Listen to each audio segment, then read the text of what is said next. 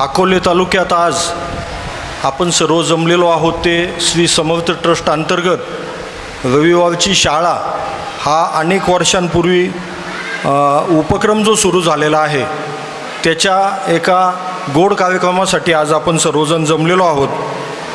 श्रीनिवासजी रेणुकदास व सौ रुपालीताई रेणुकदास यांनी हा उपक्रम सुरू केला।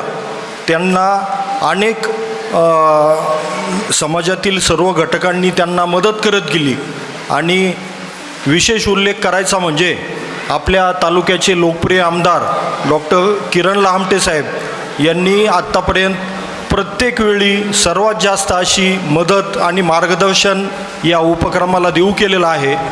आपण पूर्ण तालुका म्हणून त्यांचं कौतुक करावं तेवढं थोडंच आहे।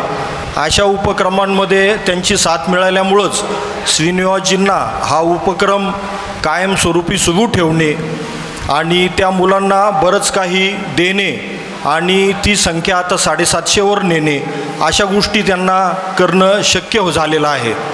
समाजामधील जे मदत करणारे सर्व घटक आहेत, जे आधारस्तंभ आहेत, त्यांचंही खरोखर कौतुक आहे की त्यांनी हे सर्व त्यांचं काम पाहून, श्रीनिवासजींचं काम पाहून त्यांना वेळोवेळी मदत केलेली आहे आणि त्याच्यातून एक मोठा सामाजिक उपक्रम या तालुक्यामध्ये सुरू झाला। बाकीचे काही तालुकेसुद्धा त्यांच्यासारखंच असं काम त्यांच्या मार्गदर्शनाखाली सुरू करण्यासाठी उत्सुक आहेत। हे माहिती मिळाल्यानंतर मला खरोखर त्यांचं कौतुक वाटलं आणि जे उपक्रम आत्तापर्यंत त्यांनी एकल महिलांच्या संदर्भात केलेले असतील, मुलांच्या शाळेच्या संदर्भात केलेल्या असतील, शिक्षणाच्या संदर्भात केलेले असतील, बालविवाह रोखण्यासाठी केलेले असतील, शासन स्तरावरचे उपक्रम असतील, समाजाचा सहभाग असेल, अशा अनेक गोष्टी ते करू शकले। कारण खरोखर आपल्यासारखे सगळे लोक त्यांचं हे कार्य जाणून आहेत आणि हे एवढं मोठं सामाजिक कार्य करणारा जो दुवा आहे तर त्या दुवा हा कसा सक्षम होईल याच्यासाठीच समाजाने आत्तापर्यंत खरोखर प्रयत्न केलेले आहेत। हे खरोखर एक वाखाणण्याजोगी बाब आहे।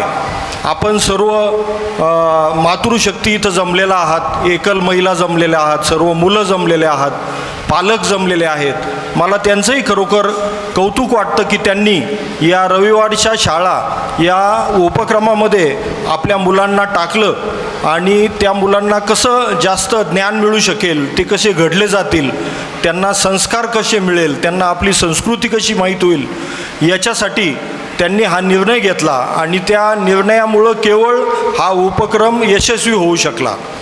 म्हणजे दुर्दैवाने आपल्या तालुक्यामध्ये बालविवाहाचं प्रमाण मोठं आहे। तो एक सामाजिक समस्या आहे ती आणि ती सामाजिक समस्या सोडण्यासाठी माननीय आमदार साहेब असतील, शासकीय अधिकारी असतील, श्रीनिवासजींसारखे सामाजिक जाणीव असलेले कार्यकर्ते असतील, अशा सर्वांनी मिळून आता त्या समस्येकडं डोळसपणं पाहणं सुरू केलेलं आहे। शासनाची सुद्धा त्याच्यात भरीव मदत मिळेल आणि हा आपला जो काही आपण एखादा कलंक म्हणू शकतो तो कसा कमी होईल किंवा कसा संपेल याच्यासाठी सर्वांनी प्रयत्न करणं गरजेचं आहे।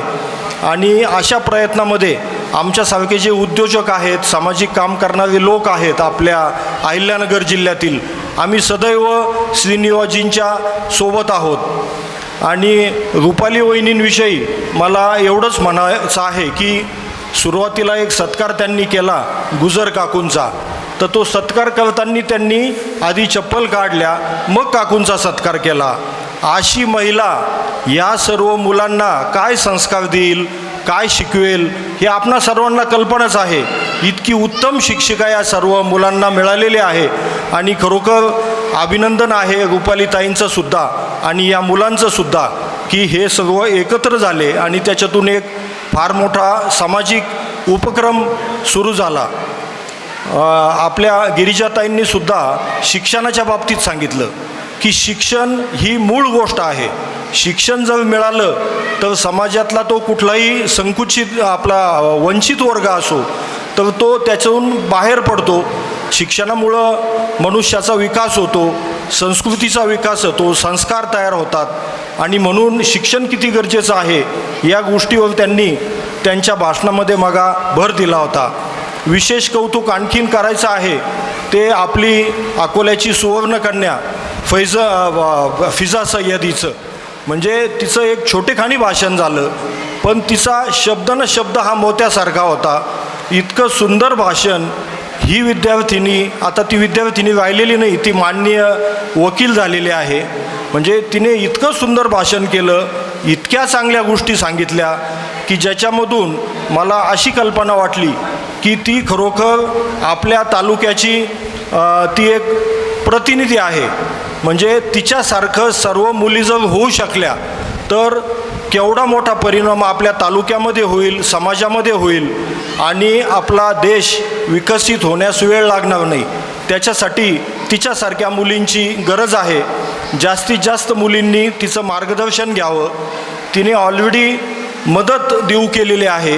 म्हणजे ती नुसतंच इथं उपस्थित राहिलेली नाही, तर काही मुलांचं पालकत्व तिने स्वीकारलेलं आहे. आणि ही कृती जे तिने दाखवून दिलेली आहे तिच्या या वयामध्ये, तर त्याच्यामुळं एक फार मोठा आशीर्वाद मी तिला देतो. ती फार मोठी होईल आणि आपल्या तालुक्याचं नाव देशभर, ती ऑलरेडी आंतरराष्ट्रीय खेळाडू आहे, पण या सामाजिक विषयामध्ये सुद्धा तिचं मोठं योगदान राहील. आपल्या या तालुक्यामध्ये साधारणतः 250 इतकी गावं आहेत. आदिवासी बहुल हा आपला तालुका आहे, डोंगराळ भाग आहे. इथं बाकीच्या तालुक्यांपेक्षा विवंचना जास्त आहेत, अडचणी जास्त आहेत, समस्या जास्त आहेत. आणि अशा ठिकाणी आमदार साहेबांसारखे जे आपले लोकप्रतिनिधी आहेत, तर ते हिरिरीने या सगळ्या गोष्टींचा नेहमी मागोवा घेत असतात आणि शासन स्तरावर आणि त्यांच्या वैयक्तिक स्तरावर काय काय करता येईल त्या सर्व गोष्टी ते करत असतात. आज या कार्यक्रमासाठी मला श्रीनिवासजींनी निमंत्रित केलं.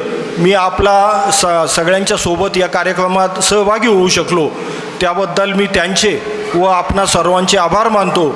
आणि इथून पुढं आपल्या या उपक्रमामध्ये तन मन धनाने मी नेहमी आपला एक सदस्य म्हणून राहील अशी मी आपल्याला ग्वाही देतो व थांबतो.